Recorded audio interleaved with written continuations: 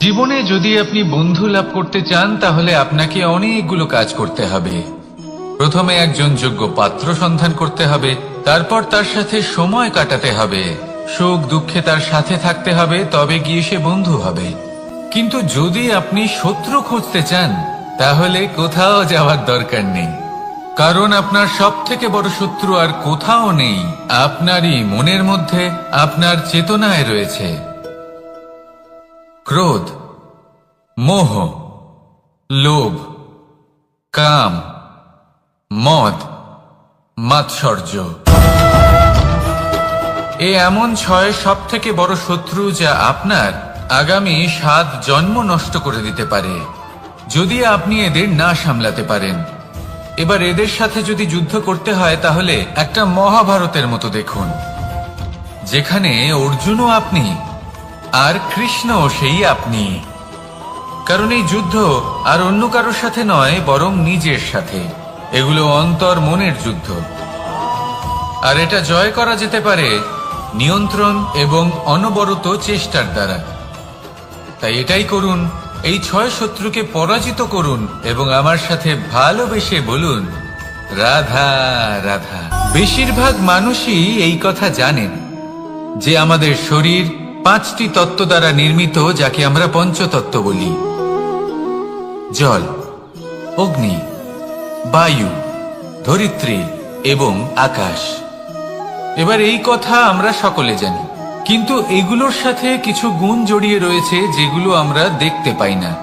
যদি এই গুণগুলি আমরা আত্মসাৎ করতে শিখে যাই তাহলে সাক্ষাৎ পরমেশ্বরের দর্শন আমরা পেতে পারি। যদি কথা বলি প্রথম তত্ত্বের, জলের কথা, জল যা প্রত্যেক জ্বলনকে শীতলতা প্রদান করে। এই জলকে দেখুন, যা শুধু প্রবাহিত হতে জানে, থামতে জানে না। জল পাথরের সাথে সংঘর্ষ করতে জানে, যার পথে অনেক বাধা আসে, কিন্তু সে প্রবাহিত হতে থাকে। নিরাকার হলো এই জল, যে কোনো পাত্রেই রাখুন না কেন তার আকার ধারণ করে নেবে। এটাই হলো এর বিশেষত্ব এবং এটাই হলো আমাদের শিক্ষা। কিভাবে প্রবাহমান থাকতে হবে, কিভাবে আমাদের থামলে চলবে না, তাতে আমাদের পথের মধ্যে যতই যেরকমই সমস্যা আসুক না কেন, আমাদের এই জলের মতোই নিরাকার হয়ে যে কোনো পরিস্থিতিতেই প্রবাহমান থাকতে হবে। এই শিক্ষাই জলের থেকে লাভ করুন আর আমার সাথে ভালোবেসে বলুন, রাধা রাধা। আলস্য আপনার আরো একটা অত্যন্ত বড় শত্রু, যা আপনার মনের মধ্যে বসবাস করে আর ধীরে ধীরে আপনার কার্য শরীরের একটা অংশ হয়ে ওঠে। সব কাজে দেরি করিয়ে দেয়, সবকিছু নষ্ট করে দিতে পারে এই আলস্য। এই কাজ আজকে হলো না, কোনো ব্যাপার নয়, কালকে করে নেব। প্রকৃতি আমাদের এটা শেখায় না। ভেবে দেখুন, যদি সূর্য এটা ভাবে যে কাল উদিত হব না, কিছুদিন পরে উদয় হব, তাহলে কি হবে? সমগ্র পৃথিবীর বিনাশ হয়ে যাবে, ঠিক কিনা? দেখুন, এই আলস্য নিয়ে খুব সুন্দর একটা কথা আছে, আলস্যস্য কুত বিদ্যা। অর্থাৎ যিনি অলস হয়ে বসে থাকেন তিনি বিদ্যা লাভ করেন না, জ্ঞান লাভ করেন না, আর জ্ঞান না থাকলে তিনি ধন অর্জন করতে পারেন না। তার জীবনে সুখ স্বাচ্ছন্দ্যের অভাব থাকে, বন্ধুর অভাব থাকে। যেখানে সুখ স্বাচ্ছন্দ্য নেই, মিত্র নেই, আপনজন নেই, জ্ঞান নেই, সেখানে আনন্দ কিভাবে বাস করতে পারে? সেই জন্য কথায় আছে, যিনি কর্ম করেন তিনি এই সংসারে যে কোনো সুখ স্বাচ্ছন্দ্য ভোগ করতে পারেন। তাই কর্ম করুন, সময়কে সম্মান করুন, আর এই আলস্যের উপর বিজয় লাভ করুন। আর আমার সাথে ভালোবেসে বলুন, রাধা রাধা। পঞ্চতত্ত্বের মধ্যে দ্বিতীয় তত্ত্ব হল ধরণী, ভূমি, যাকে আমরা ধরণী মাতা বলি। এই ধরণী ধৈর্য ধারণ করে, আর এর উপরেই আমাদের সমগ্র সংসার নির্ভরশীল। কারণ এই ভূমি সহ্য ক্ষমতা রাখে, এর সহ্য ক্ষমতা হলো অপরিসীম। সন্তান যতই আঘাত প্রদান করুক না কেন প্রেম পূর্বক সহ্য করে আর তার বদলে অমূল্য রত্ন প্রদান করে। সন্তান যদি হাল চালায় তাহলে তার বদলে তাকে অন্ন প্রদান করে। এটাই হলো ধরনী। এবার এর থেকে আমরা কি শিক্ষা পেতে পারি? এটাই যে কারোর জন্য কিছু করা বা কাউকে কিছু দেওয়া মনে কোনো কামনা ছাড়াই। আর এই কথাটা বুঝে যান, যদি কারোর জন্য কামনা না রেখে বা কোনো পাওয়ার আশা না রেখে কারোর জন্য কিছু করেন বা কারোকে কিছু দেন, যদি এটা আপনি শিখতে পারেন তবে আপনি ভালোবাসতে শিখে গেছেন। আর সেই জন্যই এই ধরিত্রীকে মাতা বলা হয়। কারণ মাতা শুধু উনি নন যিনি গর্ভে সন্তানকে ধারণ করেন, মাতা তো উনিও যিনি জীবন বাঁচতে শেখান, যিনি জীবন বাঁচার উদাহরণ প্রদান করেন। তাহলে ধরনীর থেকে এই নিঃস্বার্থ ভাব শিখুন, নিঃস্বার্থ ভালোবাসা শিখুন, আর এই ভালোবাসার সাথেই বলুন রাধা রাধা। বায়ু পঞ্চতত্ত্বের মধ্যে তৃতীয় তত্ত্ব। কেউ একে সমীর বলে, আবার কেউ একে পবন বলে। প্রথম কথা হলো এটাই যে এই বায়ু আমাদের জীবন দান করে প্রতিদিন, প্রত্যেক মুহূর্তে। এই বায়ুর কারণেই আমরা নিঃশ্বাস নিতে পারি, জীবিত থাকতে পারি। এই বায়ুই হলো সেই যা সকল মেঘেদের একত্রিত করে একটি স্থানে আর বর্ষা ঘটায়। আর এই বর্ষার কারণেই এই ধরিত্রীতে অন্ন উৎপন্ন হয়। এই বায়ুকে দেখুন, কখনো এতটা সৌম্য যে আপনার কোনোই তফাৎ বোধ হয় না, আর কখনো কখনো এমন রূপ ধারণ করে ফেলে যে অনেক বড় বড় পর্বতের আকার পর্যন্ত বদলে ফেলে। এটাই হলো বায়ুর বিশেষত্ব। বায়ু শেখায় যে সময়ের সাথে সাথে বইতে থাকো, সকলকে জীবন দান করো, সকলকে সাহায্য করো, কিন্তু যখন বিপদ সামনে আসবে তখন দৃঢ় হয়ে সম্মুখীন হও। বাধা অনুযায়ী নিজেকে গড়ে নিতে হবে, আর কখন কতটা কঠোর হতে হবে আর কখন কতটা সৌম্য হতে হবে এটা বায়ুকে দেখে শিখুন, আর আমার সাথে ভালোবেসে বলুন রাধা রাধা। অগ্নি চতুর্থ তত্ত্ব, সব থেকে বেশি গুরুত্বপূর্ণ কিন্তু তার থেকেও বেশি ভয়াবহ। কখনো অগ্নিকে নিয়ন্ত্রিত রূপে উনুনে জ্বলতে দেখেছেন? এই অগ্নি আমাদের খাবার বানাতে সাহায্য করে, যা আমাদের শক্তি প্রদান করে। কিন্তু এই অগ্নি যখন বিচলিত হয়ে, অনিয়ন্ত্রিত হয়ে কোন বনের আগুন হয়ে ওঠে, তখন মহা বিনাশ ঘটে যায়। আপনারই অন্তরের ঊর্জা হলো এই অগ্নি। এটা আপনার শক্তিও, আপনার ক্রোধ। একে ব্যবহার কিভাবে করবেন তা আপনারই হাতে।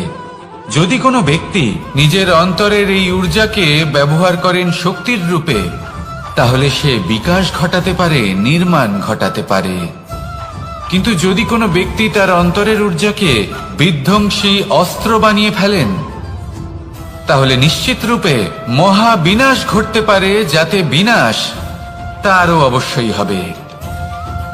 অনেক বছর পূর্বে এমনই এক আগুনের দ্বারা এই সুন্দর পৃথিবীর নির্মাণ হয়েছিল, আর অনেক বছর পূর্বে এমন এক আগুনেই সমস্ত জীব এবং সংসার বিলুপ্ত হয়ে গেছিল। এবার আপনি আপনার অন্তরের ঊর্জা দ্বারা বিনাশ ঘটাতে চান নাকি নির্মাণ ঘটাতে চান, সেই সিদ্ধান্ত আপনারই। আসুন আমার সাথে ভালোবেসে বলুন রাধা রাধা।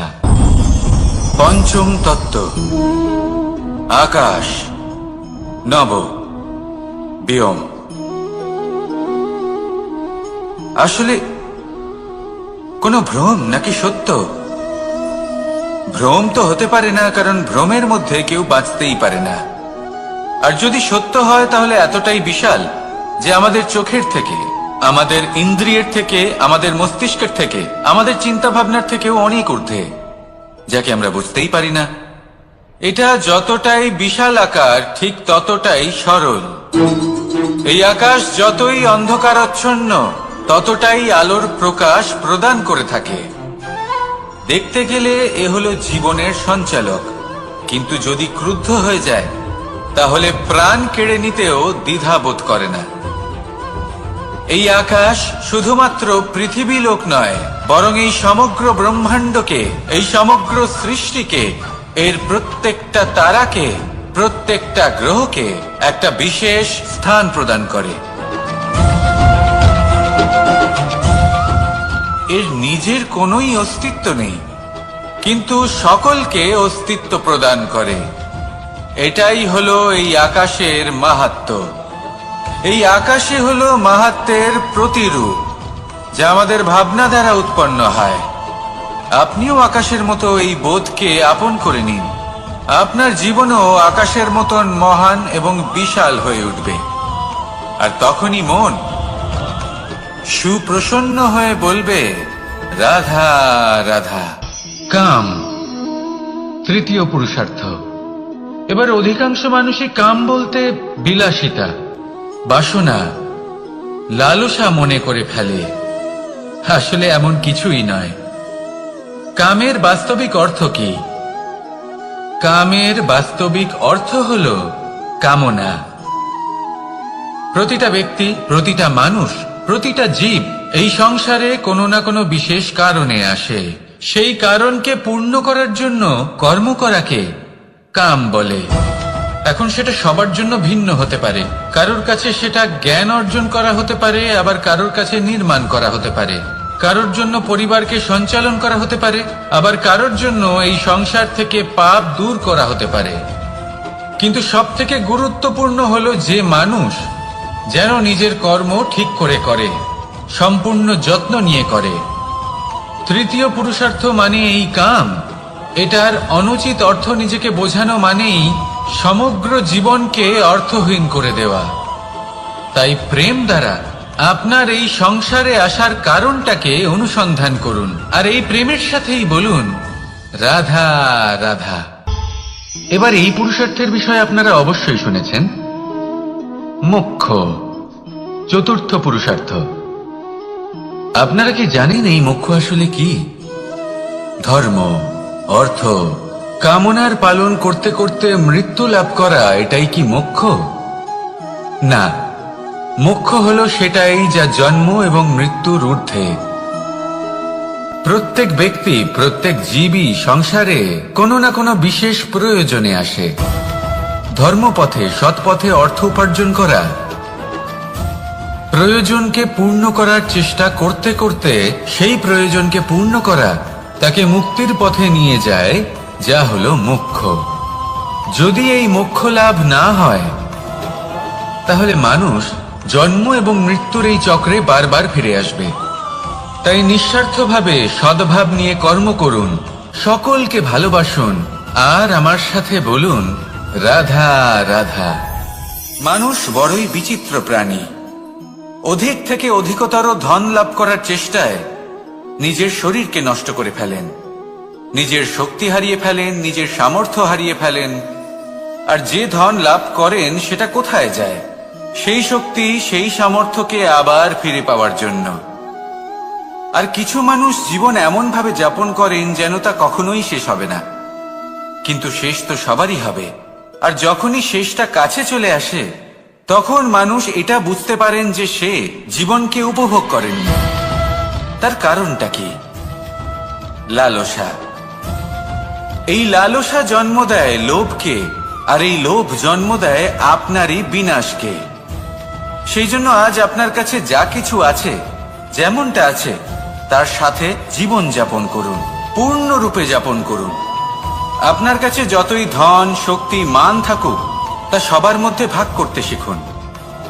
ভাগ করলে ভালোবাসা বাড়ে, আর এই ভালোবাসা দ্বারা জীবন আরো সুখময় হয়ে ওঠে। তাহলে আসুন আর আমার সাথে ভালোবেসে বলুন, রাধা রাধা। মন, জীবনে যখনই কোনো বস্তু বা সুখ স্বাচ্ছন্দ্য অধিক মাত্রায় আপনার কাছে চলে আসে, তখন নিজেকে শ্রেষ্ঠ মনে করার একটা প্রবণতা দেখা যায়, যা হয় আত্মবিশ্বাসে পরিণত হয়, নয়তো অহংকারে। এবার আত্মবিশ্বাস আর অহংকারের মধ্যে অনেক বড় পার্থক্য রয়েছে। আমি এটা করতে পারি, আমি ওটাও করতে পারি, এ হলো আত্মবিশ্বাস। শুধুমাত্র আমি এটা করতে পারি, শুধুমাত্র আমি ওটাও করতে পারি, আমি হলাম সর্বশ্রেষ্ঠ, এটা হলো অহংকার। এবার এই অহংকার এর ধ্বনি অনেক দূর প্রবাহিত হয় আর এর প্রহার সর্বপ্রথম আপনাকে বিপর্যস্ত করে। এবার এই অহংকার এর বিপরীত শব্দ হলো বিনয়, অর্থাৎ নিজের ঊর্ধ্বে উঠে অন্যের বিষয় ভাবনা চিন্তা করা, সংসারের বিষয়ে ভাবা। এই বিনয়ী হবার চেষ্টা করুন, একের থেকে অনেক হওয়ার চেষ্টা করুন এবং একসাথে থাকার চেষ্টা করুন। নিশ্চিত রূপেই আপনি বিকাশের কারণ হবেন। মত্ততা থেকে নিজেকে দূরে রাখুন, অহংকার থেকে নিজেকে দূরে রাখুন। এই মন প্রসন্ন হয়ে বলবে রাধা রাধা। জীবনে যখন কোনো ব্যক্তি নিজের লক্ষ্য প্রাপ্তির জন্য নিরন্তর পরিশ্রম করতে থাকেন, চেষ্টা করতে থাকেন, তখন তিনি কষ্ট অনুভব করেন, কখনো শারীরিক কষ্ট, কখনো মানসিক কষ্ট। এবার উনি এটা ভাবতে থাকেন যে আমি কি উচিত করছি নাকি অনুচিত করছি। কারণ অন্যদিকে এমন একজন ব্যক্তিও আছেন যিনি একদমই পরিশ্রম চেষ্টা করছেন না। তিনি মদিরা পান করেন, বিলাসিতায় জীবন কাটান, অলস প্রকৃতির হয়ে ওঠেন, নিদ্রাতে বিলীন হয়ে থাকেন আর ভাবেন যে তিনি সুখ লাভ করছেন। কিন্তু এরকম কেন হয়? কারণ যখন আমরা সৎ পথে থাকি, উচিত পথে চলি, লক্ষ্য প্রাপ্ত করার জন্য চেষ্টা করতে থাকি, তখন আমাদের ভেতরে থাকা নেতিবাচক শক্তি এবং পাপ এই দেহকে ত্যাগ করে দেয়। আর এই অনুভূতিটাই আমাদের দুঃখের অনুভূতি দেয়, কষ্ট দেয়। এবার সেখানে যদি আমরা কুপথে চলি, অনুচিত পথে চলতে থাকি, তাহলে আমাদের ভেতরে থাকা পুণ্য এবং ধনাত্মক শক্তি আমাদের দেহ ত্যাগ করে দেয়। আর এই অনুভূতির কারণেই আমরা সুখ অনুভব করি। কিন্তু কখনো ভাববেন যে এই সুখ বেশি সময় পর্যন্ত থাকে না। সেই জন্য সবসময় মনে রাখবেন, যদি আপনি জানেন যে এটাই আপনার লক্ষ্য, এটাই উচিত পথ, শুভ পথ, তাতে নিরন্তরভাবে এগিয়ে যেতে চেষ্টা করতে থাকুন। এই কষ্ট আপনাকে সুখের পরাকাষ্ঠায় কখন পৌঁছে দেবে তা আপনি জানতেই পারবেন না। আসুন আমার সাথে ভালোবেসে বলুন রাধা রাধা। ঈর্ষা আমাদেরই মনে বসবাস করা আরো একটা শত্রু। তবে এই শত্রু কখনো কখনো আমাদের জন্য লাভদায়কও হতে পারে, কিন্তু যদি আমরা সতর্ক না থাকি তাহলে সেটা ততটাই ঘাতক হয়ে উঠতে পারে। যদি আপনার কোনো প্রতিদ্বন্দ্বী থেকে থাকে যে এগিয়ে চলেছে, তাকে দেখে আপনার মনে ঈর্ষা উৎপন্ন হয়, আর ঈর্ষাবশত আপনি নিরন্তর চেষ্টা করতে থাকেন, পরিশ্রম করতে থাকেন সামনে এগোনোর জন্য, তাহলে তার দ্বারা আপনার বিকাশই হবে। কিন্তু যদি আপনি নিজের বিরোধীকে শেষ করতে দেওয়ার জন্য অগ্রসর হন, তাকে বিনাশ করার জন্য অগ্রসর হন, তাহলে এই ঈর্ষা প্রথমে আপনার বিনাশ অবশ্যই করবে। একটা কথা আছে, এটা পশু প্রবৃত্তি, আপনি শুধুই নিজের বিকাশের কথা ভাববেন। তিনিই হলেন প্রকৃত মানুষ, যিনি অন্য মানুষের জন্য প্রাণও দিতে পারেন। এই ঈর্ষা যদি আপনাকে বিকাশের পথে নিয়ে যেতে পারে তাহলে খুবই ভালো। যদি আপনাকে অন্য কাউকে বিনাশ করে দেওয়ার পথে অগ্রসর করে, তাহলে তার থেকে দূরে থাকাই ভালো। যেমন ধরুন, আপনার কাছে একটা সূচ আছে, যার দ্বারা আপনি ছেঁড়া কাপড়ও সেলাই করতে পারবেন বা অন্য কারোর পাত্রে ছিদ্রও করে দিতে পারবেন। আপনি কি চাইবেন, নিজের বিকাশ নাকি অন্য কারোর বিনাশ? সিদ্ধান্ত আপনারই। আসুন আর আমার সাথে ভালোবেসে বলুন রাধা রাধা। বিষ এবং অমৃত, এর ভিত্তিতেই সংসার চক্র চলতে থাকে। যখন সমুদ্র মন্থন হয়েছিল তখন এই দুই প্রাপ্ত হয়েছিল। প্রথমে বিষ পাওয়া গেল, তারপর অমৃত। জীবন মন্থন করলেও এগুলো লাভ করা যায়। এবার এই যে বিষ, তা হলো অমৃতের থেকে অনেক বেশি শক্তিশালী এবং সেই জন্যই অনেক বেশি ঘাতকও। এবার বোঝার চেষ্টা করি এই বিষ আসলে কি? যে কোনো বস্তু বা কোনো ভাব যদি মাত্রার থেকে বেশি পরিমাণে আপনার কাছে থাকে, প্রয়োজনের থেকে বেশি আপনার কাছে থাকে, তাহলে সেটা আপনার কাছে বিষ সমান হতে পারে। তা সে ধন হোক, শক্তি হোক, সম্মান হোক, ইত্যাদি ইত্যাদি। যদি আপনার কাছে এমন কিছু থেকে থাকে যা মাত্রার থেকে বেশি পরিমাণে আপনার কাছে আছে, তাহলে তাকে ভাগ করতে শিখুন। যদি আপনি ভাগ করতে শিখে যান, তাহলে এই বিষই আপনার জন্য অমৃতে পরিণত হবে, আর তাদের কাছেও অমৃত সমান হয়ে উঠবে যাদের এই সাহায্যের প্রয়োজন। তাহলে ভাগ করে নিতে শিখুন আর আমার সাথে ভালোবেসে বলুন, রাধা রাধা। কোনো বাড়িতে, কোনো পরিবারে যখন কারোর জন্ম হয়, তখন তা কত সুখের মুহূর্ত হয়। সেই ছোট্ট সন্তান যখন কিছুটা বড় হয়, সে হাঁটার চেষ্টা করে, আর সেই প্রক্রিয়াতেও খুব বড় একটা শিক্ষা লুকিয়ে রয়েছে, ঠেলে দেওয়া।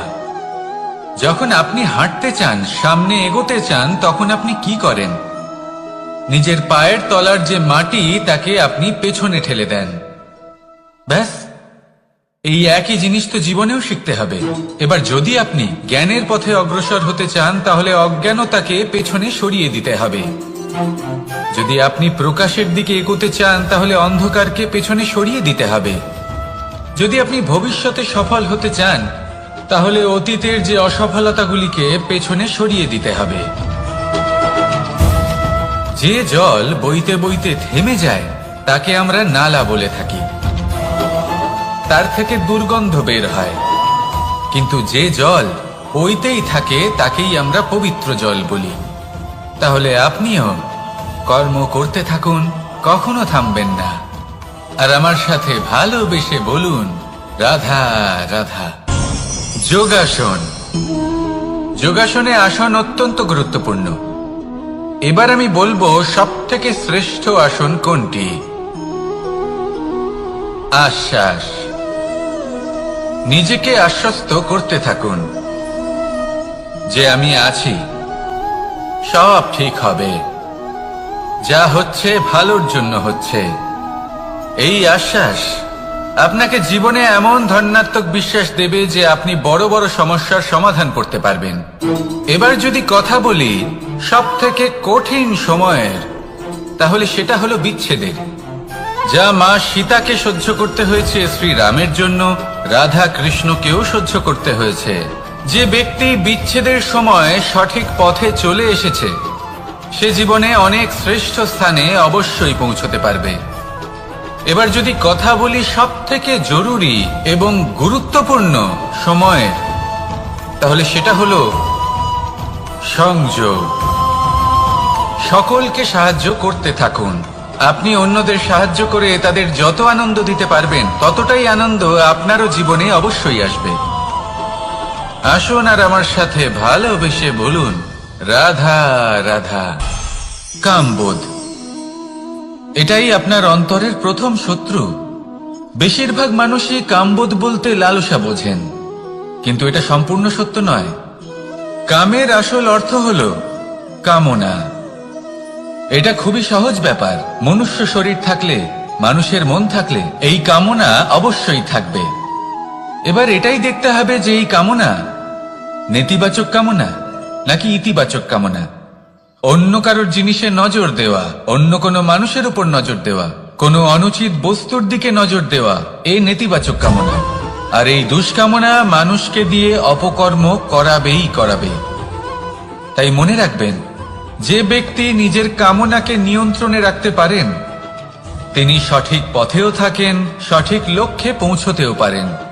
যিনি কামনা নিয়ন্ত্রণে রাখতে পারেন না, তিনি তার পথও হারিয়ে ফেলেন এবং লক্ষ্যচ্যুতও হন। তাই মনে রাখবেন, নিজের কামনাগুলিকে নিয়ন্ত্রণে রাখুন। কাম নামক এই শত্রুর ওপর বিজয় লাভ করুন। আর আমার সাথে ভালোবেসে বলুন, রাধা রাধা। ক্রোধ। আপনার অন্তরের আরো একটা শত্রু। এই ক্রোধ আসলে কি? আপনার মনের এক ভাবনা, যা আপনার মনেই উৎপন্ন হয়। এই মন আত্মার সাথে যুক্ত থাকে। এখন একটা ভাবনা যা আত্মার সাথে যুক্ত থাকে, তাকে অনুচিত কেন বলা হয় সেটা বোঝার চেষ্টা করুন। ক্রোধ কখনো কখনো জরুরি হয়, বিশেষ রূপে তখন যখন আপনি সঠিক পক্ষে দাঁড়িয়ে রয়েছেন এবং সামনের ব্যক্তি অধর্মের পক্ষে রয়েছেন আর বিনম্রভাবে মানছেন না। যেমন শ্রীরাম ক্রুদ্ধ হয়েছিলেন সাগরের ওপর, ওটা উচিত ছিল, আর তা ততক্ষণই উচিত যতক্ষণ আপনি ক্রোধকে নিয়ন্ত্রণ করছেন। যদি ক্রোধ আপনাকে নিয়ন্ত্রণ করতে শুরু করে তাহলে পরিস্থিতি এমনও হতে পারে, ধরুন একজন ব্যক্তির প্রতি ক্রোধের কারণে আপনি তার ক্ষতি করতে চান। আপনি একটা কয়লা হাতে নিলেন, আর সেই কয়লা সামনের ব্যক্তির ক্ষতি করার পূর্বে আপনার হাত জ্বালিয়ে দেবে।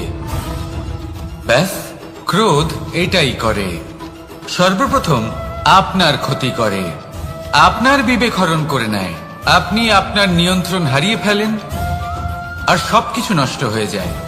বেশিরভাগ মানুষ ক্রোধে এমন সিদ্ধান্ত নেন যে সেটা তাদেরই বিনাশের কারণ হয়ে দাঁড়ায়।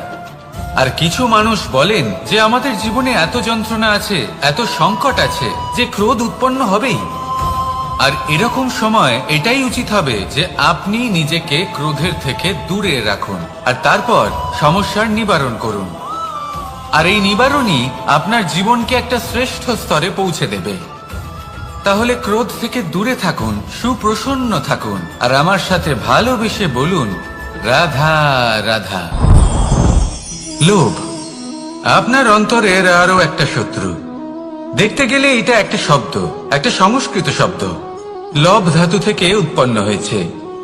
এর অর্থ কিছু লাভ করা। কিছু লাভ করা অনুচিত নয়, আরো কিছু লাভ করাও অনুচিত নয়, কিন্তু সব থেকে বেশি আমিই লাভ করব, আমি আরো চাই, আরো বেশি চাই, আরো বেশি পেতে চাই, এটাই হলো লোভ। আর এই লোভ যখন গ্রাস করে তখন আপনি যা পেতে চান, সে ধনই হোক বা মানই হোক, তা অর্জন করার জন্য মানুষ যে কোনো স্তরে পৌঁছে যেতে পারে। যদি মানুষ ধন অর্জন করতে চান তাহলে তার জন্য তারা অধর্মের পথেও চলতে পারেন। যদি সম্মান অর্জন করতে চান তাহলে অন্য মানুষকে ছোটও করতে পারেন। শেষ পর্যন্ত আপনার এটা মনে হতে পারে যে যদি একটু অল্পই প্রাপ্ত করতাম কিন্তু ভালোবেসে প্রাপ্ত করতাম, এই জীবন আরো অনেক বেশি সুখী হতো। লোভ আপনার জীবনে, আপনার মনে কখন যে প্রবেশ করবে সেটা আপনি জানতেও পারবেন না।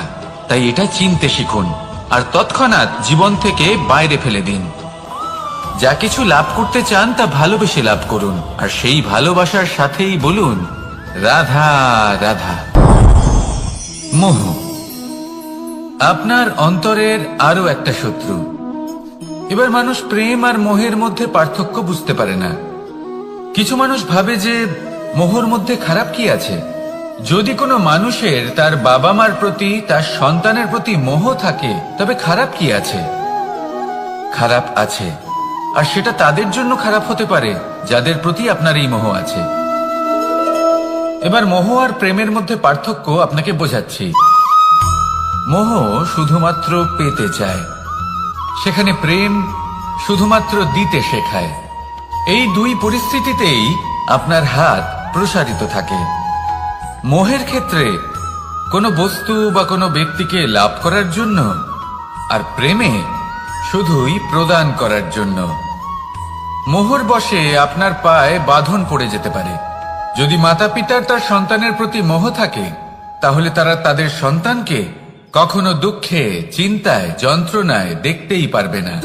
সেই জন্য তারা সন্তানকে বেঁধে রাখতে চান একটা সুরক্ষিত ক্ষেত্রে, যেখান থেকে না তারা সংসারকে দেখতে পায়, না পরখ করতে পারে, না কিছু শিখতে পারে, না বিকট পরিস্থিতির সম্মুখীন হতে পারে। ঠিক যে কারণে তারা দুর্বল হয়ে পড়ে, অজ্ঞানী হয়ে ওঠে। তাদের বিকাশ সেখানেই স্তব্ধ হয়ে যায়, আর সেখানে প্রেম শুধুমাত্র বিকাশের পথে নিয়ে যায়। মা বাবা যদি সন্তানকে ভালোবাসেন তাহলে তাকে ছেড়ে দেন যে যাও সংসারকে দেখো, পরখ করো আর শেখো। কিভাবে এর সাথে লড়াই করতে হবে সেটা নিজে শেখো। নিজের শক্তি নিজেই বাড়িয়ে তোলো, নিজের পথ চয়ন করো। সেই জন্য এই মোহর শিকল ভেঙে ফেলুন আর প্রেমকে আপন করে নিন। আর এই প্রেম দ্বারাই বলুন রাধা রাধা।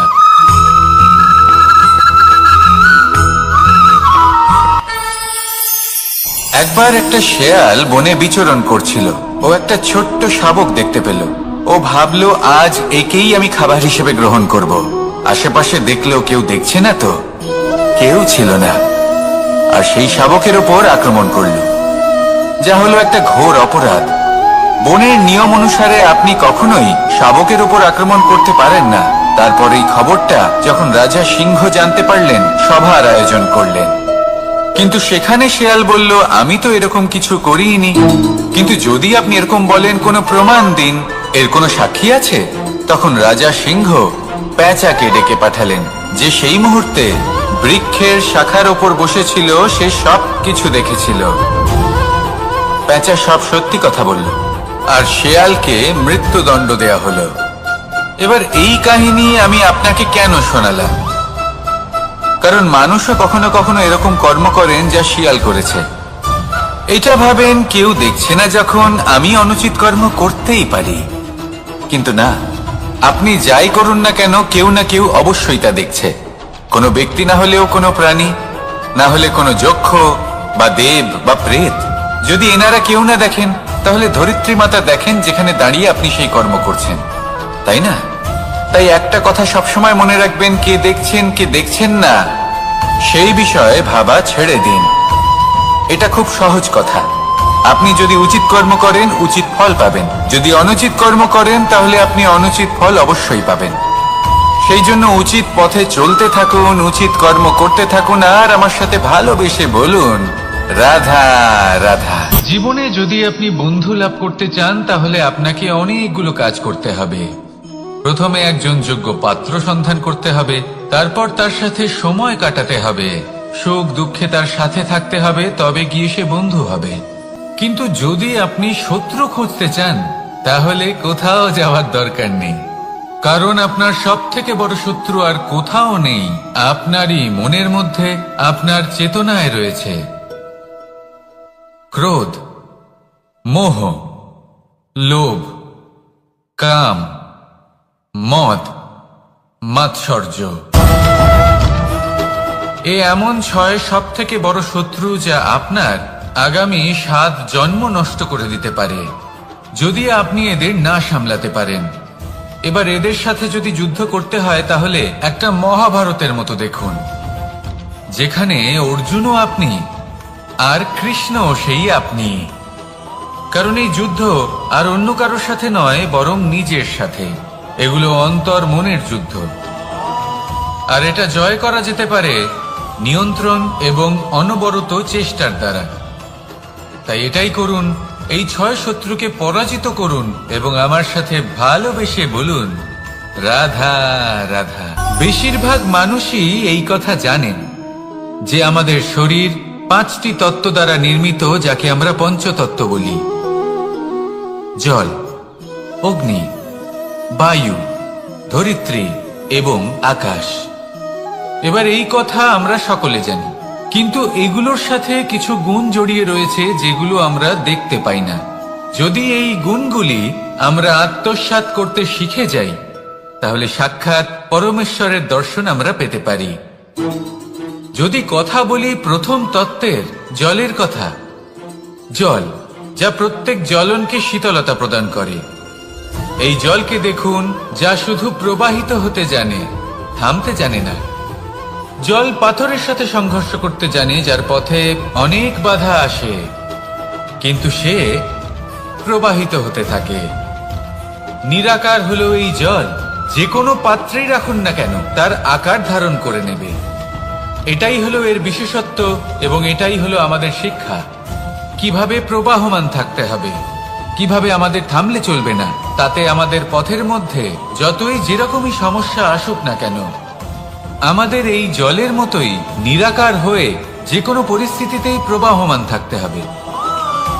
এই শিক্ষাই জলের থেকে লাভ করুন, আর আমার সাথে ভালোবেসে বলুন, রাধা রাধা। আলস্য আপনার আরো একটা অত্যন্ত বড় শত্রু, যা আপনার মনের মধ্যে বসবাস করে আর ধীরে ধীরে আপনার কার্য শরীরের একটা অংশ হয়ে ওঠে। সব কাজে দেরি করিয়ে দেয়, সবকিছু নষ্ট করে দিতে পারে এই আলস্য। এই কাজ আজকে হলো না, কোনো ব্যাপার নয়, কালকে করে নেব। প্রকৃতি আমাদের এটা শেখায় না। ভেবে দেখুন, যদি সূর্য এটা ভাবে যে কাল উদিত হব না, কিছুদিন পরে উদয় হব, তাহলে কি হবে? সমগ্র পৃথিবীর বিনাশ হয়ে যাবে, ঠিক কিনা? দেখুন, এই আলস্য নিয়ে খুব সুন্দর একটা কথা আছে, আলস্যস্য কুত বিদ্যা।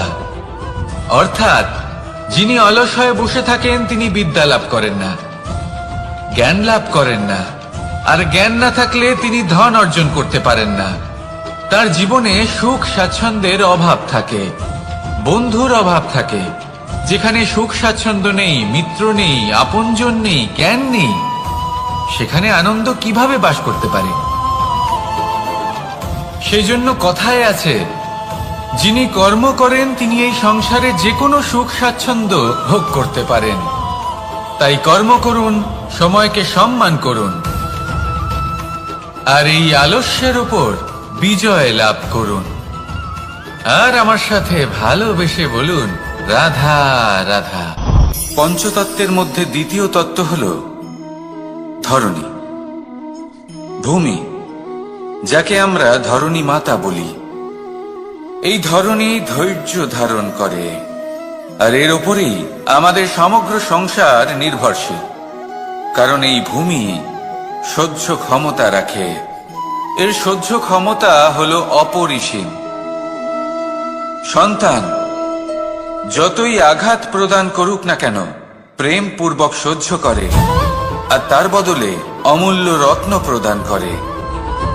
সন্তান যদি হাল চালায়, তাহলে তার বদলে তাকে অন্ন প্রদান করে। এটাই হলো ধরণী। এবার এর থেকে আমরা কি শিক্ষা পেতে পারি?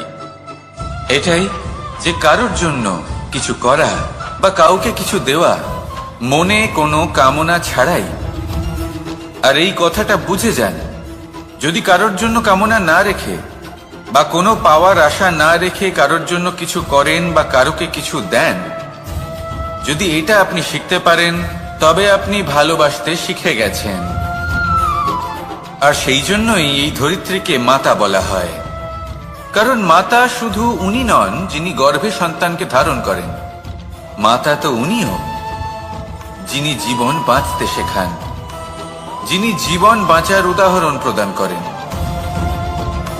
তাহলে ধরণীর থেকে এই নিঃস্বার্থ ভাব শিখুন, নিঃস্বার্থ ভালোবাসা শিখুন, আর এই ভালোবাসার সাথেই বলুন, রাধা রাধা।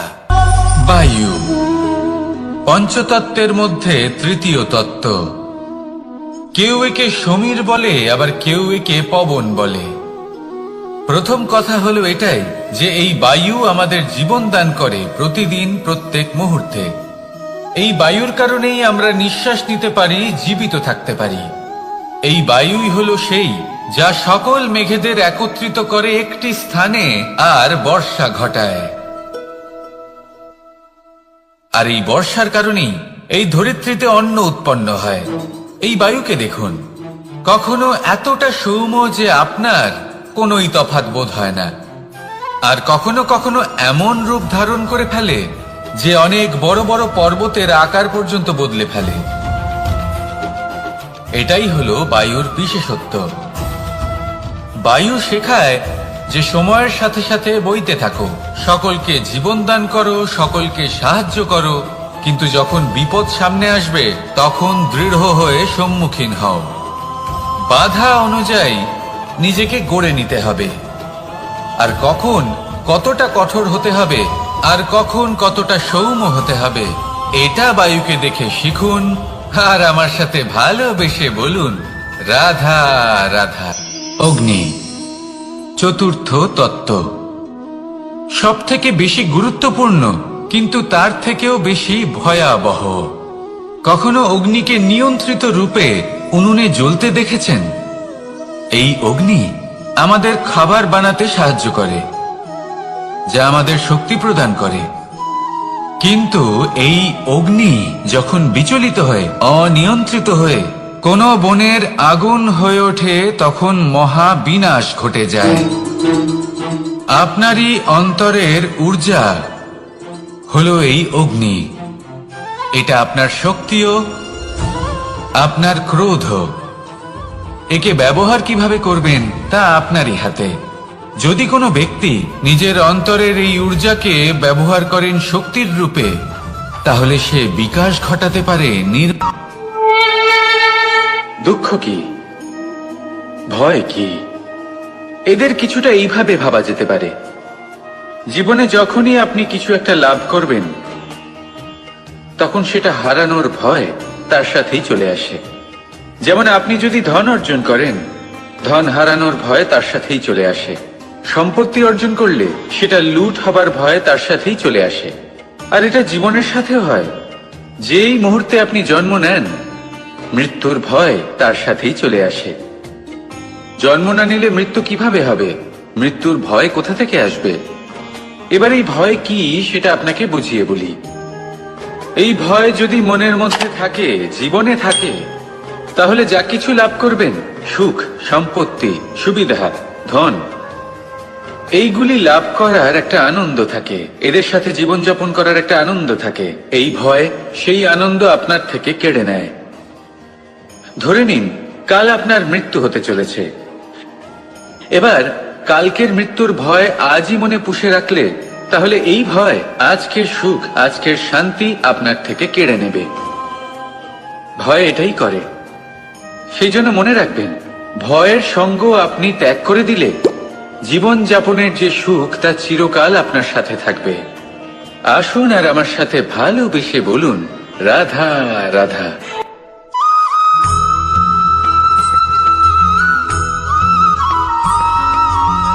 নারী জন্মসূত্রে কারোর কন্যা, ধর্মসূত্রে কারোর পত্নী, আর কর্মসূত্রে কারোর মা। আমাদের মনে এই ছবি আঁকা রয়েছে একজন নারীকে নিয়ে, তাই না? একটা অতুলনীয় ভূমিকা রয়েছে নারীদের আমাদের জীবনে, আর নারী ছাড়া আমরা কিছুই নই। কিন্তু অধিকার, সেখানে আমরা একটা ভুল করে বসি। যখন নারী একজন কন্যা থাকে, যখন সে জন্ম নেয়, তখন তার ওপর অধিকার থাকে তার পিতার। আর তারপর যখন বিয়ে হয়ে যায়, তখন তার অস্তিত্বের ওপর অধিকার থাকে তার স্বামীর। আর যখন তিনি মা হন, তখন নিজেই তিনি জীবনের সমস্ত অধিকার দিয়ে দেন তার সন্তানকে। কিন্তু আমরা কি কখনো এটা ভেবেছি, এই জীবন হলো তার নিজের? যে নারী সবার কল্যাণ করছেন, তার জীবনের অধিকারও তার কাছেই থাকা উচিত, তাই না? তার নিজের জীবনের সিদ্ধান্ত সে নিজেই নিতে পারেন, নিজেই নিজের ভাগ্যের রচয়িতা হতে পারেন। আর এর জন্য আমাদের নিজেদের পাল্টাতে হবে, দৃষ্টিভঙ্গি পাল্টাতে হবে। কারণ এই ধারণা সেটা আজ বা কালকের ব্যাপার নয়, এটা ঘটে চলেছে বহু বছর ধরে, আর চলতেই থাকবে যদি আমরা এটা না বদলাই। আর এটা তখনই সম্ভব হবে যখন আমরা নিজেদের মধ্যে পরিবর্তন আনব। তাই আজকের পর থেকে, এই মুহূর্ত থেকে, কোনো নারীর ওপর অকারণ অধিকার স্থাপনের আগে সহস্রবার ভেবে দেখবেন। কারণ যখন নারী নিজের অধিকার কেড়ে নিতে বাধ্য হবেন, তখন শুধু এবং শুধুমাত্র বিনাশই ঘটবে। রাধা রাধা।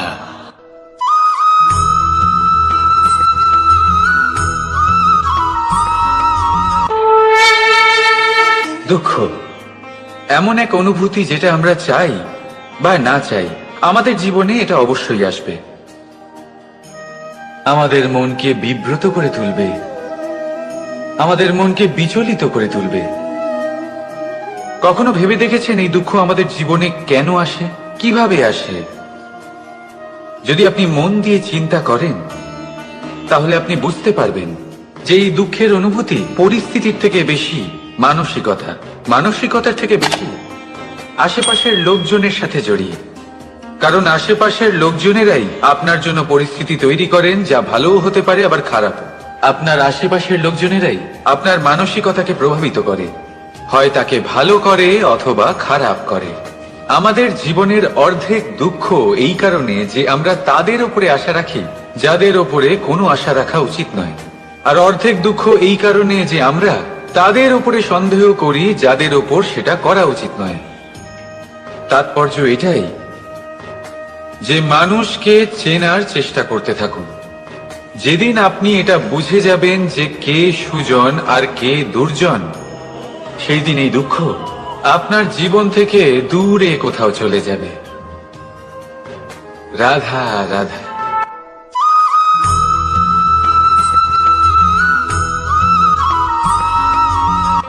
প্রেম এই সংসারে এসেছিল এই সংসারকে প্রেমের শিক্ষা দেওয়ার জন্য, এই জীবনের সুখের অনুভূতি আসলে কি তা শেখানোর জন্য।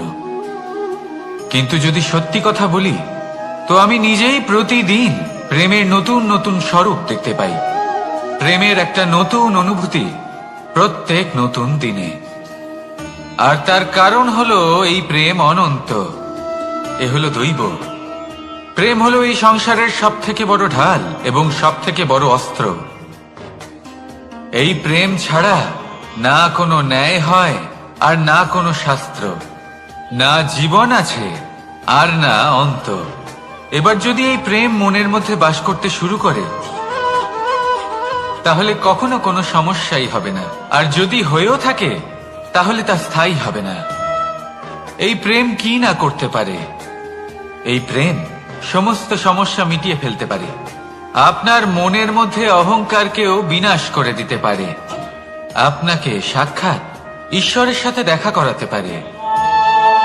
তাই প্রেমের দ্বারা প্রয়াস করতে থাকুন, এই সংসারের প্রত্যেক মানুষকে, প্রত্যেক বস্তুকে, প্রত্যেক জীব জন্তুকে ভালোবাসবেন।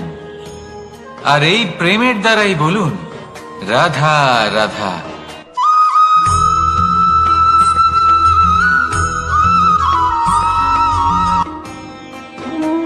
কর্ম, ধর্ম আর কর্তব্য, এই তিনটি একে অপরের সাথে জড়িত। আর অনেক সময় এই তিনটি পালন করতে করতে আমাদের সেই ব্যক্তির সামনে গিয়ে দাঁড়াতে হয়, তার বিরুদ্ধেই যেতে হয়, যাকে আমরা সব থেকে বেশি ভালোবাসি। কিন্তু সেইখানে এই যুদ্ধ কোনো ব্যক্তিগত যুদ্ধ থাকে না, এ হলো কর্ম, ধর্ম আর কর্তব্যের যুদ্ধ। এটা সরল নয়, অত্যন্ত কঠিন হয় তার সম্মুখীন হওয়া যাকে আমরা সব থেকে বেশি সম্মান করি। কিন্তু আমাদের তো আমাদের ধর্মের পথে চলতেই হবে, কারণ আমরা কর্মবদ্ধ, কর্তব্যবদ্ধ, আর এটাই করা উচিত। শুধু এটুকু মনে রাখবেন, যদি আপনার উদ্দেশ্য শুভ হয়, আপনার ভাবনা শুভ হয়, আপনি যদি কর্ম, ধর্ম আর কর্তব্যের পথে অগ্রসর হন, তাহলে এই প্রক্রিয়াতে যদি আপনাকে আপনার আরাধ্যেরও সামনে দাঁড়াতে হয়, তাহলেও আপনার কোনো ক্ষতি হবে না। তাহলে আসুন আর আমার সাথে ভালোবেসে বলুন রাধা রাধা।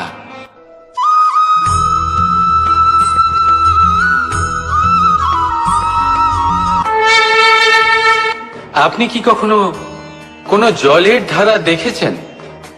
তার সামনে যতই মাটি থাকুক না কেন, যতই কাদা থাকুক না কেন, যখন এই জলের ধারা বইতে আরম্ভ করে দেয়, তখন এই কাদাকে নিজেই ধুয়ে নিয়ে যায়। ওই কাদাকে ধুয়ে দেয় এবং নিজের পথ নিজেই তৈরি করে নেয়।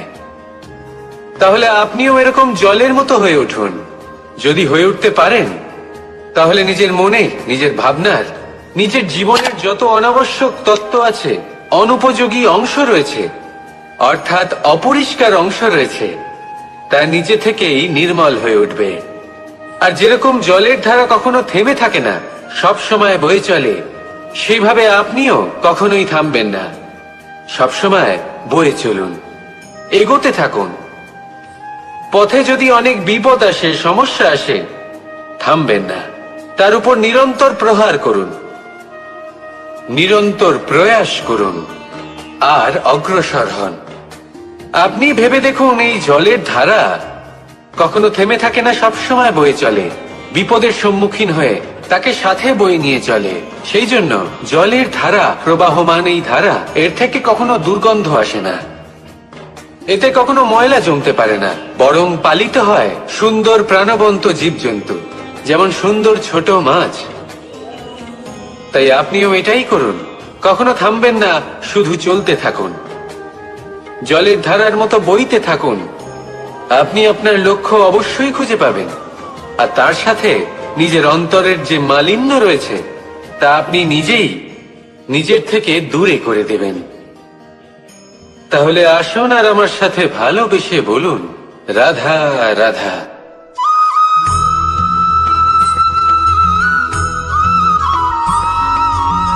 আমরা যে মানুষকে চাই, যাকে আমরা ভালোবাসি, তাকে একটা উপহার অবশ্যই দিতে চাই। এমন এক উপহার যা ওনার ভালো লাগবে, যা শ্রেষ্ঠ হবে, অতি প্রিয় হবে, বহুমূল্য হবে, বা বলতে পারেন মূল্যবান হবে। তাই আমরা কি করি? আমরা বাজারে যাই, তার জন্য স্বর্ণ, আভূষণ, হিরে, মুক্ত এইসব নিয়ে আসি। কিন্তু এটাই কি সর্বশ্রেষ্ঠ উপহার? কখনোই না। সর্বশ্রেষ্ঠ উপহার হলো স্বাধীনতা, তাকে নিজের মনের মতো বাঁচার স্বাধীনতা। যদি আপনি কাউকে স্বাধীনতা না দিতে পারেন, তাহলে সে কোথাও না কোথাও বন্দী হয়ে যায়, তার বিকাশ কোথাও না কোথাও আটকে যায়। কিন্তু যদি আপনি কাউকে স্বাধীনতা দিতে পারেন, তাহলে আপনি দেখবেন ও সমস্ত সংসারকে, এই জীবনকে নিজের দৃষ্টিভঙ্গি দিয়ে দেখবে, বুঝবে যে কোনটা হলো উচিত আর কোনটা হলো অনুচিত, আর এটাই হলো সর্বশ্রেষ্ঠ। আর এবার যদি কাউকে স্বাধীনতার মাধ্যমে এত বড় একটা শক্তি দিতে পারেন, তাহলে আপনি আমাকে বলুন, এর থেকে বড় উপহার আর কি হতে পারে? আসুন আর আমার সাথে ভালোবেসে বলুন, রাধা রাধা।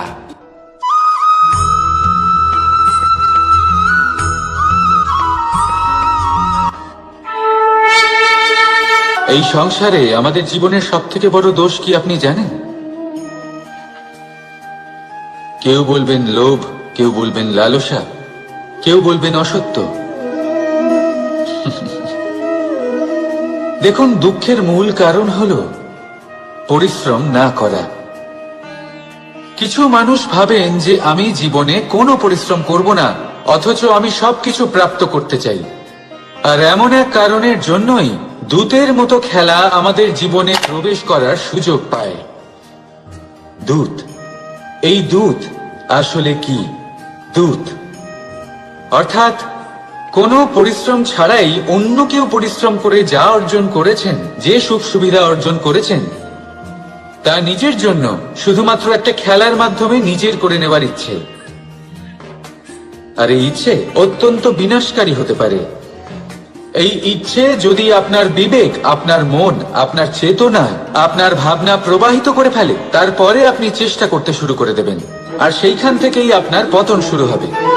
এই চেষ্টা করবেন যে অন্য কারোর জীবনের সমস্ত ধন, তার সমস্ত জীবন সম্পূর্ণভাবে নিজের করে নেওয়ার। কারণ প্রথমে আশা জাগ্রত হয়, আর এই আশা হতাশায় পরিণত হতে সময় লাগে না। এই হতাশা কুণ্ঠায় পরিণত হতে সময় লাগে না, কুণ্ঠা লোভে পরিণত হতে সময় লাগে না, আর এই লোভ প্রতিশোধ স্পৃহাতে পরিণত হতে সময় লাগে না। আর যখন এই সব কিছু হয়, আপনি দুষ্ট হয়ে যান। আর সবাই জানেন যে প্রত্যেক দুষ্ট ব্যক্তির পতন হলো অবশ্যম্ভাবী। তাই নিজেকে দূতের থেকে দূরে রাখুন আর পরিশ্রমকে নিজের কাছে টেনে নিন। জীবনে আপনার যা যা স্বপ্ন রয়েছে, যা আপনি করতে চান, শুধুই পরিশ্রম দ্বারা অর্জন করুন। তাহলে তাই করুন আর আমার সাথে ভালোবেসে বলুন, তাহলে দুঃখের সময়, তার সংকটের সময় তাকে সঙ্গ দিন আর পাশে এসে দাঁড়ান। এই মন প্রসন্ন হয়ে বলবে, রাধা রাধা।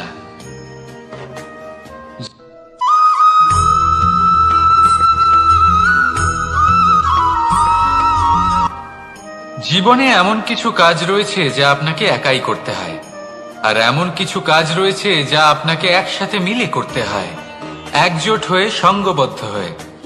এবার সঙ্গবদ্ধ বলতে কি বোঝাতে চাইছি? আমি তাদের কথা বলছি না যারা বাস্তবিকভাবে একে অপরের সাথে কাজ করেন। আমি তাদের কথা বলছি যারা একে অপরের থেকে দূরে থেকেও একে অপরকে বিশ্বাস করেন। আমি আগেও বলেছিলাম, সমস্ত বিশ্বের আশা বিশ্বাসেই বসবাস করে, তাই না? তাই যেখানে সমস্ত বিশ্ব আছে, সমস্ত সংসার আছে, সেইখানেই বিশ্বাস রয়েছে।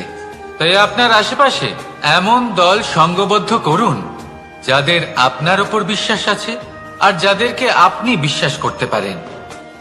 তাহলে আসুন আর আমার সাথে ভালোবেসে বলুন, রাধা রাধা।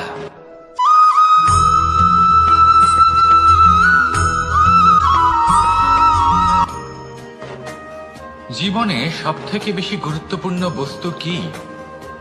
বাড়ি, বাহন, সোনা, ধন। যদি আমি সত্যি বলি তাহলে জীবনে সব থেকে বেশি গুরুত্বপূর্ণ বস্তু কোনো বস্তুই নয়। যদি কিছু গুরুত্বপূর্ণ থাকে তাহলে তা হলো অনুভূতি, করুণা, মিত্রতা, মাতৃত্ব, বাৎসল্য, আর সব থেকে বেশি গুরুত্বপূর্ণ ভালোবাসা। নিজেদের এই জীবনে যদি আপনি শুধুমাত্র বস্তুর খেলাতে মেতে থাকেন তাহলে জীবনে আনন্দ কখনোই থাকবে না। নিজের এই জীবনকে অনুভূতির পীঠস্থান বানিয়ে তুলুন। এই মুখ প্রসন্ন হয়ে বলবে, রাধা রাধা।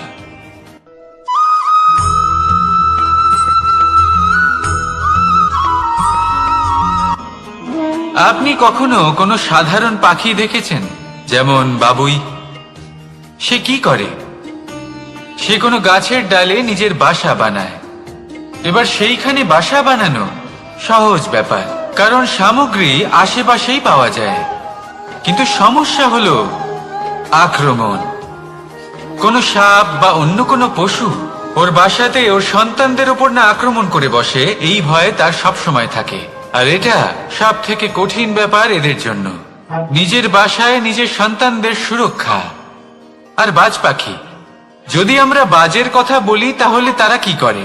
বাজ পাখি কোনো উঁচু পাহাড়ের শিখরে, কোনো পাথরের খাঁজে নিজের বাসা তৈরি করে।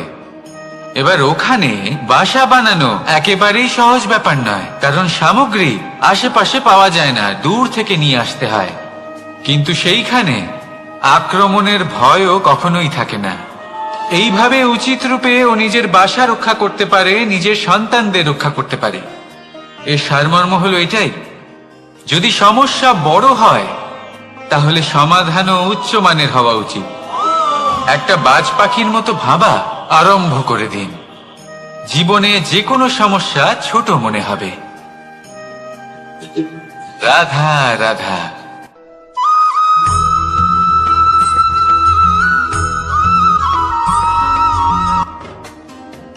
যখনই কোনো ঘূর্ণিঝড় আসে, কোনো প্রলয়ে আসে, তখন দেখবেন তা কত বৃহৎ প্রভাব ফেলে, কত বড় বিনাশ ঘটায়, বিধ্বংস সৃষ্টি করে। যখন বন্যা আসে তখন কত গভীর প্রভাব ফেলে, কত সর্বনাশ ঘটায়। নদীর পাড়ও ভেঙে বয়ে নিয়ে যায়। সেখানে কোনো গাছকে দেখুন, শান্তভাবে দাঁড়িয়ে থাকে, চুপ করে, আর নিজের কাজ করে, ছায়া প্রদান করে, ফল প্রদান করে, কোনো শব্দ না করেই নীরবে কর্ম করে। যদি নদীর কথা বলি, নদী যখন বয়ে চলে খেতে জল প্রদান করে, বনস্পতিদের প্রাণ প্রদান করে, আমাদের পানীয় জল দেয়। এত মহান কাজ করে কোনো শব্দ না করে, নীরবতার সাথে। এ হলো এক শিক্ষা যে এই সংসারে যারাই মহান কর্ম করেন তারাই নীরব থেকে সেই কর্ম করতে থাকেন, কারণ ওনারা জানেন যে গুরুত্বপূর্ণ প্রচার নয় বরং কর্ম। আর যারা রুদ্রের সাথে থাকেন, কোলাহল করেন, তারা শুধুমাত্র ধ্বংসই করেন। এবার আপনি মৌন থেকে শুধুমাত্র কর্ম করে মহান হতে চান, নাকি রুদ্রের সাথে থেকে বিধ্বংস ঘটাতে চান? সিদ্ধান্ত আপনারই। আসুন আর আমার সাথে ভালোবেসে বলুন, রাধা রাধা।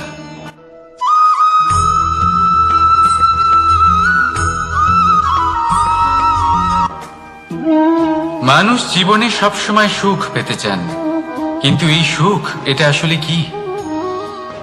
এই সুখের আসল রূপ কি? আমি বলি, সুখের আসলে দুটি রূপ হয়, বাহ্যিক সুখ, আত্মিক সুখ। আর এটা ঠিক তেমনই হয় যেরকম আমাদের শরীরের সাথে জড়িত ছায়া আর আমাদের শরীরের মধ্যে বসবাসকারী আত্মার। যদি ছায়ার কথা ভেবে দেখেন তাহলে বুঝতে পারবেন, আমাদের শোবার সময় ভোরবেলা এই ছায়া অনেক বড় হয়ে যায়, যখন এই সূর্য মাথার উপরে চলে আসে তার তাপ বেড়ে যায়, তখন এই ছায়া ছোট হয়ে যায়। আর যেই অন্ধকার নেমে আসে এই ছায়া আপনার সঙ্গ ত্যাগ করে। এরকমই হয় বাহ্যিক সুখ। আর এবার কথা বলি আমাদের শরীরের মধ্যে বসবাসকারী এই আত্মা। এই আত্মা কখনো আমাদের সঙ্গ ত্যাগ করে না, সব সময় আমাদের সাথে জড়িয়ে থাকে। এরকমই হয় আত্মিক সুখ, যা সব সময় আমাদের সাথে থাকে। আত্মিক সুখ কারোর সেবা করে, আত্মিক সুখ কাউকে সাহায্য করে, আত্মিক সুখ প্রেম বোধের, যা কখনো আমাদের সঙ্গ ত্যাগ করে না। সেখানে বাহ্যিক সুখ, যতক্ষণ আপনি সম্পন্ন কিছু মানুষ এবং সুবিধার সাথে আছে, এই বাহ্যিক সুখ আপনার সাথে থাকবে। সম্পন্নতা চলে গেলে, মানুষজন চলে গেলে, সুখ সুবিধা চলে গেলে বাহ্যিক সুখও চলে যায়। তাহলে এই আত্মিক সুখ খুঁজে নিন এবং সেই সুখের সাথেই বলুন, রাধা রাধা।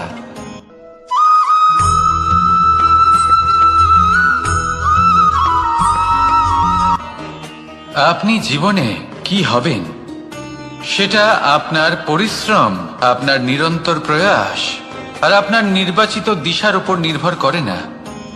এটা নির্ভর করে আপনার সঙ্গতির উপরেও। এই সঙ্গতি যা হলো অত্যন্ত গুরুত্বপূর্ণ।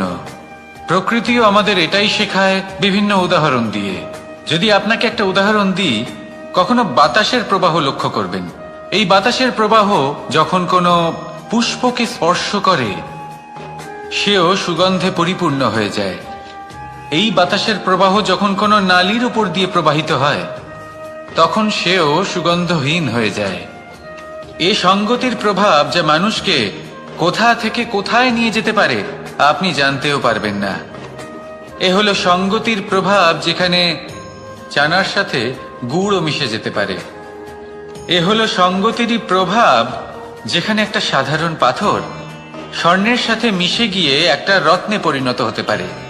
তাই এই সঙ্গতির বিষয়ে বিশেষ খেয়াল রাখবেন। আপনি কার সাথে মিশছেন, কি বলছেন, কি শিখছেন, আপনার অস্তিত্বের উপর তাদের কি প্রভাব পড়ছে, সব লক্ষ্য করবেন। আর আমার সাথে ভালোবেসে বলবেন, রাধা রাধা।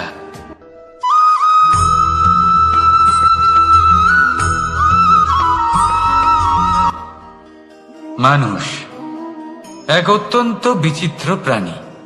পরিকল্পনা করে, ষড়যন্ত্র করে, প্রচেষ্টা করে, কাউকে পরাজিত করার চেষ্টাও করে। সাপকে একটা দড়ি মনে করে হাতে চেপে ধরার চেষ্টা করে, কিন্তু একটা কথা বুঝতেই পারে না, সময়ের এই সাপ, এটা হাতে চেপে ধরাই যায় না। আর আপনি যা করবেন তা আবার ফিরে আসবে আপনারই সামনে। দেখুন, এতে কিছুই যায় আসে না যে আপনি কুম্ভকারের পুত্র নাকি কৃষ্ণের পুত্র। যদি আপনি অনুচিত কর্ম করেন তাহলে আপনার সাথেও অনুচিতই হবে। অশুভ কর্ম করলে আপনার সাথেও অশুভই হবে। কুরু বংশ অত্যন্ত মহান বংশ ছিল। এই কুরু বংশ কি হলো তার সাথে? একটা গোটা বংশ বয়ে গেল, কারণ ওনাদের উদ্দেশ্য অশুভ ছিল। অন্যদিকে 5 জন বনবাসী পাণ্ডব মহাভারত বিজয়ী হলেন, কারণ তাদের উদ্দেশ্য শুভ ছিল। তাই মনে রাখবেন, শুভ অগ্নি প্রজ্বলিত করবেন, শুভ তাপ সঞ্চার হবে। অশুভ অগ্নি প্রজ্বলিত করবেন, নরকেই জ্বলতে হবে। তাহলে আসুন আর আমার সাথে ভালোবেসে বলুন, রাধা রাধা।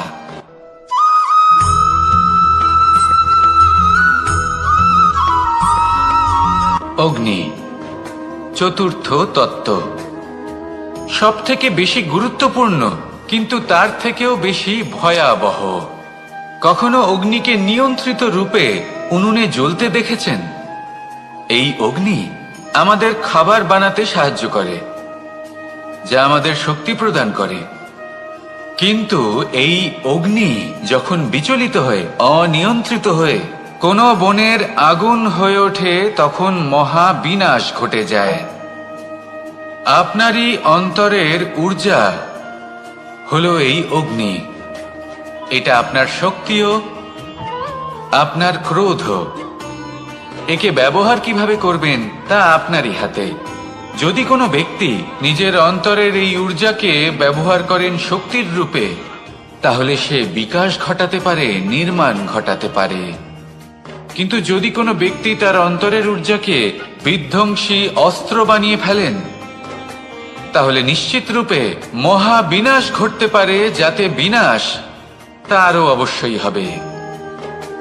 অনেক বছর পূর্বে এমনই এক আগুনের দ্বারা এই সুন্দর পৃথিবীর নির্মাণ হয়েছিল। আর অনেক বছর পূর্বে এমন এক আগুনেই সমস্ত জীব এবং সংসার বিলুপ্ত হয়ে গেছিল। এবার আপনি আপনার অন্তরের ঊর্জা দ্বারা বিনাশ ঘটাতে চান নাকি নির্মাণ ঘটাতে চান, সেই সিদ্ধান্ত আপনারই।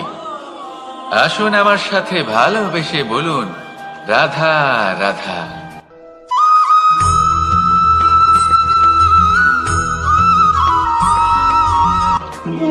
মানুষ জীবনে সবসময় শিখরে পৌঁছতে চায়, অনেক উঁচুতে উঠতে চায়। আর তার জন্য তারা কি না করে, পরিকল্পনা করে, ষড়যন্ত্র করে, প্রার্থনা করতে থাকে, আবার কারোর কাছে সাহায্যও চায়। কিন্তু এত কিছু করা সত্ত্বেও অনেক সময় মানুষ শিখরে পৌঁছতে পারে না। যদি পৌঁছেও যায় তাও খুব তাড়াতাড়ি নিচে নেমে আসে। এর কারণ কি? একটা উদাহরণ দিয়ে বোঝানো যাক। এই হলো ময়ূর পেখম, আর এই হলো পাথর। যদি এই পেখমকে হাওয়ায় ছুঁড়ে দিই তবে ও উড়তে থাকে, কিন্তু এই পাথর অতি শীঘ্রই মাটিতে নেমে আসে। এর কারণ কি? ভার। এই পাথর হলো ভারী, আর এই শিক্ষাই আমাদের গ্রহণ করতে হবে। ঠিক এইভাবেই যদি আমাদের মন দ্বন্দ্ব আর অহংকার দ্বারা পরিপূর্ণ হয়ে থাকে, তাহলে তা কখনোই শিখরে পৌঁছবে না। পৌঁছে গেলেও খুব শীঘ্রই মাটিতে নেমে আসবে। তাই এই মনকে হালকা করতে শিখুন, অহংকারকে, এই হিংসাকে ত্যাগ করুন। তারপর উঁচুতে উড়ে তো দেখুন কত উঁচুতে উড়তে পারবেন আপনি। আসুন আমার সাথে ভালোবেসে বলুন, রাধা রাধা।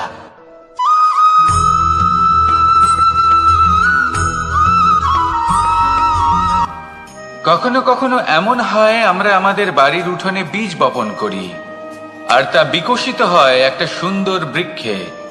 তার শাখাগুলি প্রতিবেশীর বাড়ি পর্যন্ত পৌঁছয়।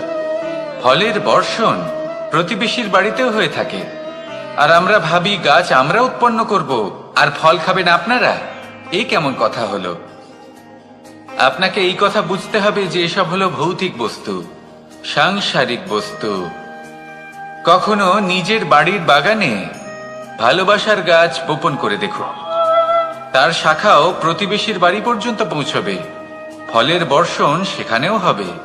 কিন্তু সেই ফল চাইতে আপনাকে যেতে হবে না, সেই ফল দ্বিগুণ মাত্রায় আবার আপনার কাছেই ফিরে আসবে। তাই নিজের বাড়িতে আর নিজের মনে ভালোবাসার গাছ উৎপন্ন করুন। এই জীবন প্রসন্ন হয়ে বলবে, রাধা রাধা।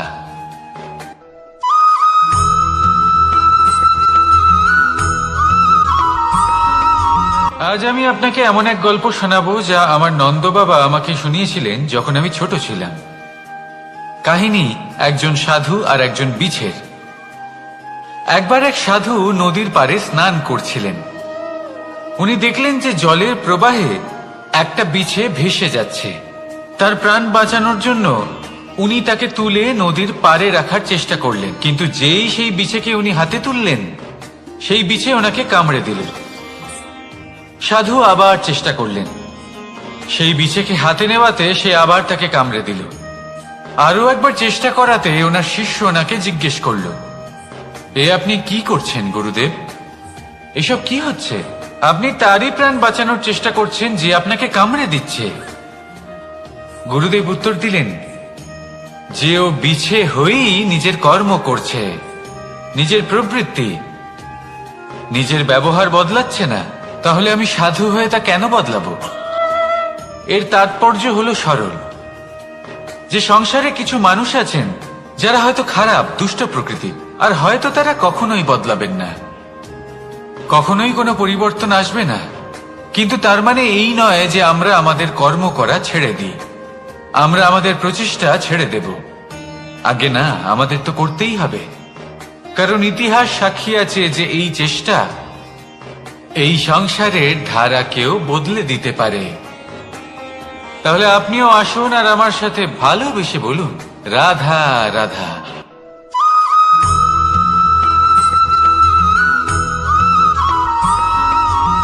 অ দিয়ে অন্ত, আ দিয়ে আরম্ভ, এই দুইয়েরই রাশি সমান। যদি আপনি মন দিয়ে দেখেন তবে দেখবেন এদের সম্পর্ক খুবই নিবিড়। কিভাবে? যখন কোনো কিছু শুরু হয় এটা নিশ্চিত হয়ে যায় যে তা সমাপ্তও হবে। আরম্ভই যদি না হয় তার সমাপ্তও হবে না। যা আরম্ভ হয়েছে তার সমাপ্তি হলো অবশ্যম্ভাবী। এটাই হলো প্রকৃতির নিয়ম, একে এড়ানো যায় না। এবার এই কথা আমরা সকলে জানি। এবার মানুষ কি ভাবে যে সমাপ্তির পরে কি হতে পারে, এর উত্তর তাদের কাছে নেই। তাদের উচিত অন্য কোনো বিষয় ভাবা যা বেশি গুরুত্বপূর্ণ। এবার মানুষ এটা জানে না যে মৃত্যুর পরে কি হতে পারে, কিন্তু এই কথা অবশ্যই জানে যে জন্ম থেকে মৃত্যু পর্যন্ত এই সময়, যাকে আমরা জীবন বলে থাকি, এই সময় আমরা কর্ম করতে পারি। এই কথা তো আমরা জানি। তাহলে এমন কি কর্ম করা যেতে পারে যা আমাদের সমাপ্তির পরও আমাদের প্রাসঙ্গিক করে রাখতে পারে, এই বিষয় ভাবা উচিত। যে জন্মগ্রহণ করেছে তার মৃত্যু হবেই, এটা সাধারণ বিষয়। কিন্তু ইতিহাস আজও সেই সকল মানুষজনকে স্মরণ করেন যাদের এই সংসার তাদের মৃত্যু নয়, বরং তাদের জীবনকালে যে কর্ম তারা করেছেন তার দ্বারা মনে রাখেন। সেই কর্মের কারণে এই সংসারে তাদের নাম, তাদের কর্ম, তাদের ব্যক্তিত্ব, তাদের কীর্তি অমর হয়ে থাকে এবং থাকবে। আপনার কাছে এতটা সময় নেই যতটা আপনার মনে হচ্ছে আপনার কাছে আছে। সেই জন্য যত শীঘ্র সম্ভব শ্রেষ্ঠ কর্ম করুন, যতটা পারবেন ততটা অধিক সুকর্ম করুন। এই সংসারে নিজেকে অমর করে তুলুন আপনার মৃত্যুর পরেও। আর আমার সাথে ভালোবেসে বলুন, রাধা রাধা।